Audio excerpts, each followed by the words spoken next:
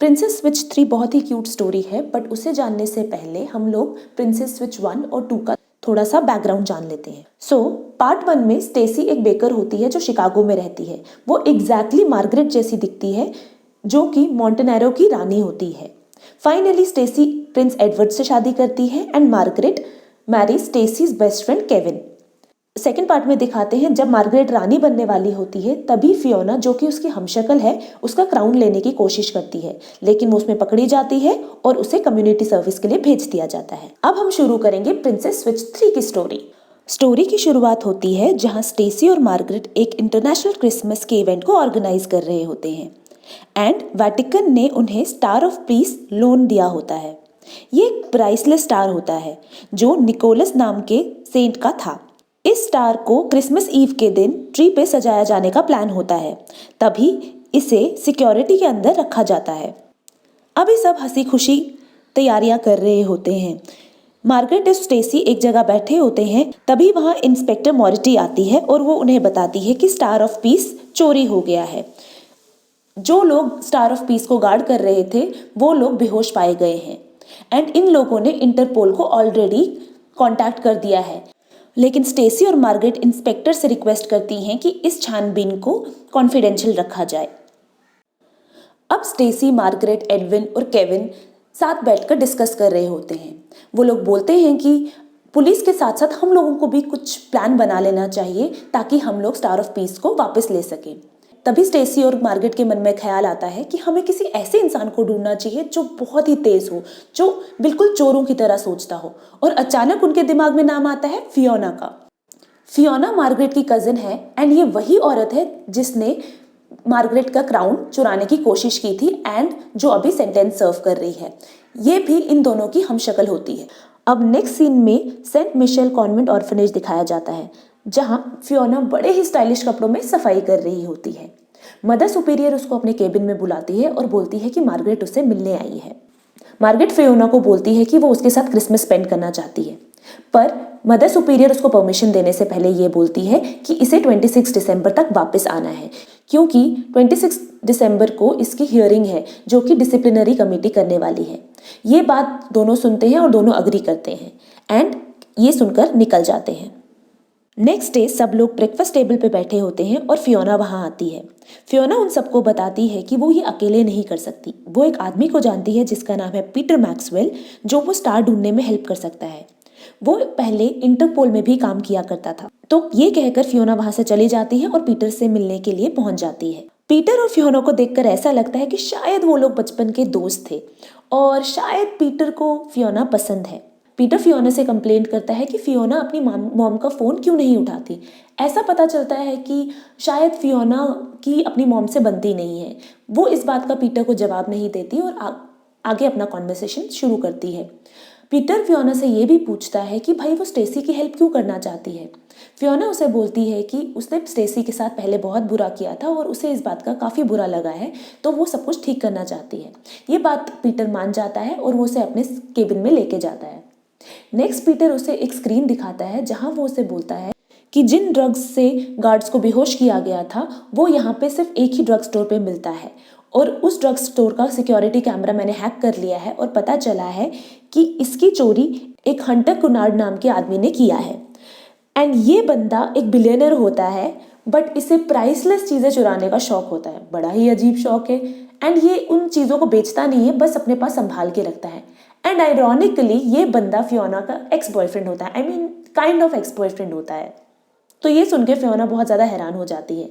अब पीटर और फियोना दोनों मिलकर पैलेस चले जाते हैं और ये सारी इन्फॉर्मेशन उन चारों लोगों को दे देते हैं। अब ये प्लान बनाते हैं कि हमें नेक्स्ट क्या करना चाहिए। स्टेसी पीटर को पूछती है क्या हम पुलिस के पास नहीं जा सकते, लेकिन पीटर बताता है कि हंटर बहुत ही खतरनाक आदमी है, अगर उसको थोड़ी सी भी भनक पड़ी तो वो हम सबको मार देगा, तो इससे बेटर है हम कोई प्लान बनाए और स्टार ऑफ पीस चुरा ले। अब पीटर सबको प्लान बताता है। वो बोलता है कि हंटर साल में एक पार्टी ऑर्गेनाइज करता है अपने घर पे और वहाँ ही स्टार ऑफ पीस पड़ा हुआ है। अगर फियोना को हंटर इनवाइट कर दे अपनी पार्टी में तो हमारा वहाँ घुसना ईजी हो जाएगा। तो हम लोगों को फियोना और हंटर की कोइंसिडेंटल मीटिंग सेट करनी पड़ेगी। वो बताता है कि हंटर सुबह सुबह अपने डॉग को वॉक पे लेके जाता है, तो हम लोग फियोना को भी उसके डॉग के साथ वहीं भेजेंगे ताकि उनकी एक्सीडेंटली मीटिंग हो जाए। लेकिन ये प्लान फेल हो जाता है और वो फियोना से मिल नहीं पाता। अब ये लोग पहुंचते हैं प्लान बी पे, जहाँ पे ये लोग प्लान करते हैं कि फियोना हंटर के रेस्टोरेंट पे जाके मिलेगी एंड बोलेगी कि मैं तो यहाँ पे सिर्फ घूमने आई थी। ये प्लान जैसे ही एग्जीक्यूट हो रहा होता है तो हंटर फियोना को देखता है एंड बोलता है कि तुम मेरे रेस्टोरेंट में क्या कर रही हो। वो बोलती है कि मैं तो बस यहाँ घूमने आई थी, लेकिन हंटर उसका झूठ पकड़ लेता है और बोलता है कि तुम पक्का कुछ छुपा रही हो। तो फियोना बात को चेंज करते हुए बोलती है कि मैं अपना एक पैलेस बेचना चाहती हूँ, इसीलिए मैं तुम्हारे साथ यहाँ डील सेट करने आई थी। अगर तुम चाहो तो तुम इसको खरीद सकते हो। तो हंटर थोड़ा सा पहले सोचता है एंड देन बोलता है कि मैं इस बारे में आगे और बात करना चाहता हूँ, तो इसीलिए मैं तुम्हें पार्टी में इनवाइट करूँगा, हम पार्टी पे ही बात करेंगे। बात करते करते हंटर फियोना से पीटर के बारे में पूछता है कि क्या तुम्हारे मन में अभी भी उसके लिए फीलिंग्स है। ये बात पीछे बैठा हुआ पीटर थोड़ा सुन लेता है, लेकिन फियोना उस बारे में कुछ रिप्लाई नहीं करती और वहां से चली जाती है। पीटर अब सबको हंटर के घर का 3D मैप दिखाता है और कहता है कि वो रूम लेजर बीम से प्रोटेक्टेड है, तो हम सबको बहुत प्रैक्टिस करनी पड़ेगी उस रूम में घुसने के लिए। नेक्स्ट सीन में दिखाते हैं कि फियोना के फ्रेंड्स फियोना को पीटर के नाम पे बहुत चिढ़ा रहे होते हैं। यही सुनकर फियोना अपने चाइल्डहुड के फ्लैशबैक में चली जाती है। वो देखती है कि क्रिसमस के दिन उसकी मॉम ने उसको अकेला छोड़ दिया था, लेकिन जब भी वो अकेली होती थी तो पीटर हमेशा उसके साथ होता था। वो कभी अपनी मॉम को मिस होने का एहसास नहीं दिलाता था। तो ये सोचते सोचते वो आकाश की तरफ देखती है और पुरानी बातों को याद करती है। इतने में ही पीटर वहां आता है और उसे एक सरप्राइज देता है। वो उससे बोलता है कि मैं तुम्हें कहीं घुमाने लेके जाना चाहता हूँ। तो वो लोग हेलीकॉप्टर पर जाते हैं और एक बहुत खूबसूरत सी जगह पे पहुंचते हैं जहाँ लोग क्रिसमस सेलिब्रेट कर रहे होते हैं। वो लोग वहाँ बहुत ही क्यूट सा टाइम स्पेंड करते हैं और आइस स्केटिंग भी करते हैं। फियोना और पीटर इस मोमेंट पे बहुत ज़्यादा खुश हो जाते हैं। अब अगले दिन ये लोग सब प्रैक्टिस कर रहे होते हैं। प्रैक्टिस के दौरान फियोना के एक फ्रेंड को लग जाती है और इस सबसे सब लोग बहुत परेशान हो जाते हैं। पीटर स्टेसी और मार्गरेट को बोलता है कि हम लोगों को अब किसी तरह ये प्लान चेंज करना पड़ेगा, क्योंकि अकेले मैं रूम में नहीं जा सकता, मुझे आगे एक और इंसान की ज़रूरत होगी। तो बहुत ही ज़्यादा सोचने के बाद मार्गरेट बोलती है कि मैं फियोना बनकर हंटर को ध्यान भटकाऊंगी और फियोना तुम्हारे साथ लेजर रूम में जाएगी और तुम लोग वहां से स्टार चुरा लेना। पहले तो सब लोग थोड़ा कंफ्यूज हो जाते हैं, लेकिन सब लोग इस प्लान पर अग्री कर जाते हैं। अब मार्गरेट फियोना बनने की प्रैक्टिस स्टार्ट करती है। वो उसी तरह चलती है जिस तरह फियोना चल रही होती है। फियोना मार्गरेट को बोलती है कि हंटर को टैंगो डांस करना बहुत पसंद है, तो वो उसे टैंगो डांस सिखा रही होती है। लेकिन मार्गरेट को कुछ ज़्यादा समझ नहीं आ रहा होता और उसको थोड़ी प्रैक्टिस की ज़रूरत होती है। इतने में वहाँ पीटर आ जाता है और वो और फियोना टैंगो डांस करने लग जाते हैं। वो थोड़ा उसके करीब आता है, लेकिन फियोना को बहुत गुस्सा आता है और वो पीटर को बोलती है कि उससे दूर रहे।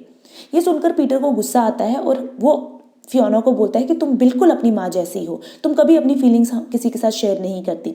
ये सुनकर फियोना को गुस्सा आ जाता है और उन दोनों में बहुत झगड़ा हो जाता है। लेकिन प्लान के अकॉर्डिंग ये लोग अगले दिन मिलते हैं और हंटर के घर जाने को रवाना हो जाते हैं। और अब दूसरी तरफ स्टेसी और एडविन दोनों घर पे होते हैं और अचानक से उन्हें सेंट मिशेल से कॉल आता है। वो बोलते हैं कि डिसिप्लिनरी कमेटी यहाँ आ गई है और फियोना को वापस आना होगा, लेकिन अब फियोना तो हंटर के घर चली गई है।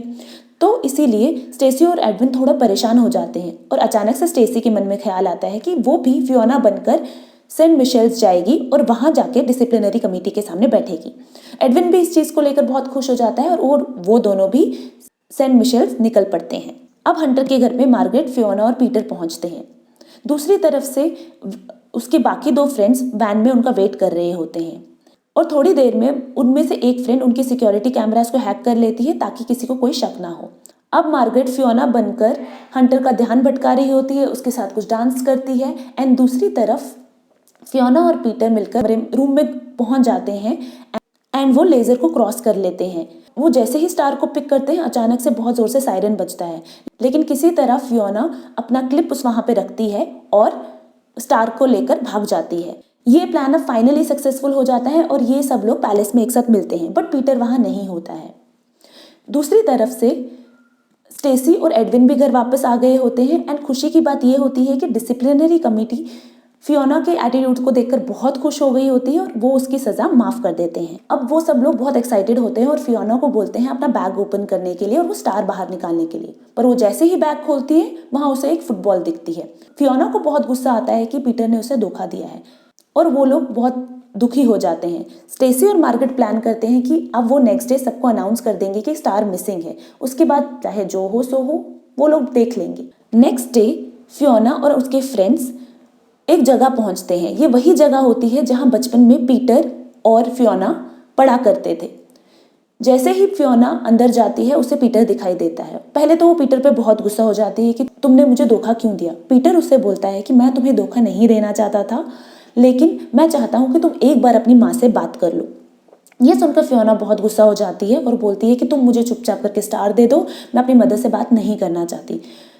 पीटर बहुत ही अच्छा आदमी होता है और शायद उसे पसंद भी करता है, तो वो उसको स्टार दे देता है। तो फियोना जाने लगती है। जाने से पहले उसको रियलाइज होता है कि शायद उसे अपनी माँ से बात कर लेनी चाहिए, तो वो अपनी माँ से मिलने चली जाती है। उसकी माँ वहाँ बैठी होती है एंड वो अपनी माँ से पहले बहुत गुस्सा होती है कि आपने बचपन में मुझे कभी प्यार नहीं किया, कभी मुझे टाइम नहीं दिया। जब भी मैं आपके साथ थोड़ा टाइम स्पेंड करना चाहती थी तो आप कहीं ना कहीं चले जाते थे। तो उसकी माँ फियोना को बोलती है कि ऐसा नहीं है, और वो बताती है कि तुम्हारे फादर मेरे साथ बहुत क्रूअल थे, इसीलिए मैं हमेशा इधर उधर भागा करती थी, बट इस चीज़ का असर तुम पे पड़ा और मुझे माफ़ कर दो, और तुम इस तरह से बन गई। वो उसे बोलती है कि मैंने तुम्हारा बचपन का बनाया हुआ कार्ड आज तक संभाल के रखा है, और कहती है कि उसे माफ़ कर दे, बट फियोना गुस्से में उसे माफ़ नहीं करती एंड वहाँ से निकल जाती है। थोड़ी देर आगे चलने पर फियोना को कुछ रियलाइज़ होता है और वो अपनी माँ के पास वापस आती है और उसे ज़ोर से हक करने लग जाती है। दूसरी तरफ पीटर फियोना को अपने दिल की बात कहता है। वो उससे बोलता है कि वो उसके साथ रहना चाहता है, लेकिन फियोना इस बात का इनकार कर देती है और उसे बोलती है कि मुझे तुम में कोई इंटरेस्ट नहीं है एंड हम सिर्फ दोस्त ही अच्छे हैं। ये सुनकर पीटर बहुत दुखी हो जाता है और वहाँ से चला जाता है। अब फियोना और उसकी माँ मार्गरेट के पैलेस जाने लगते हैं। वो जैसे ही वहाँ पहुँचते हैं वो देखते हैं कि स्टेसी और मार्गरेट सबको सच्चाई बताने वाले होते हैं, लेकिन वो सडनली आते हैं और वो बोलते हैं कि नहीं, स्टार सेफ है एंड स्टार हमारे पास है, एंड सब लोग बाकी सब भी बहुत खुश हो जाते हैं। अब लास्ट में सबकी सेरेमनी स्टार्ट होती है। सब लोग बहुत खुश होते हैं। स्टेसी एडविन के साथ खुश होती है, मार्गरेट केविन के साथ खुश होती है एंड फियोना अपनी मॉम को देखे खुश होती है। एंड वो आसपास देखती है उसके फ्रेंड्स भी आपस में खुद में ही काफ़ी बिजी होते हैं। वो अकेले अकेले बैठ के सोच रही होती कि काश मैंने शायद पीटर को मना ना किया होता। वो ये सब सोच ही रही होती है, अचानक पीटर पीछे से वापस आ जाता है। वो उसे बोलता है कि वो उसे समझता है एंड उसे फियोना से इस तरह बात नहीं करनी चाहिए थी, बट ये फियोना ये सब देख के बहुत खुश हो जाती है और पीटर के गले लग जाती है एंड उसे बोलती है कि वो अपना टाइम उसके साथ स्पेंड करना चाहती है और वो भी उसे बहुत पसंद करती है। मार्गरेट भी ये सब देख रही होती है और वो अपनी बहन के लिए बहुत खुश हो जाती है एंड सेरेमनी बहुत अच्छे से कंप्लीट हो जाती है एंड ये मूवी वही एंड हो जाती है। It's like an happy ending. आपको ये मूवी कैसी लगी प्लीज़ मुझे बताइएगा। तब तक टिल देन चैनल को लाइक कीजिए, शेयर कीजिए, सब्सक्राइब कीजिए। Thank you.